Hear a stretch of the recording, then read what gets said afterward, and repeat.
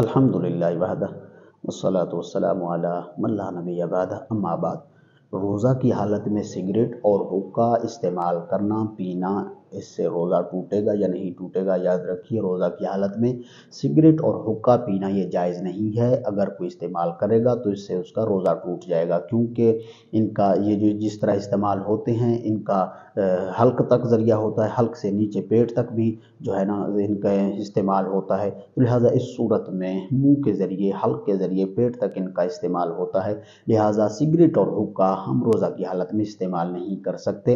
اور یاد رکھیے، اس کا دھواں جو ہے، یاد رکھیے اگر ساتھ کوئی شخص پی رہا ہے، اگر آپ جان بوجھ کر جا کر اس کو سونگھیں گے اور اس کو اپنے ناک کے ذریعے، حلق کے ذریعے پیٹ تک لے جائیں گے تو اس صورت میں آپ کا روزہ ٹوٹ جائے گا۔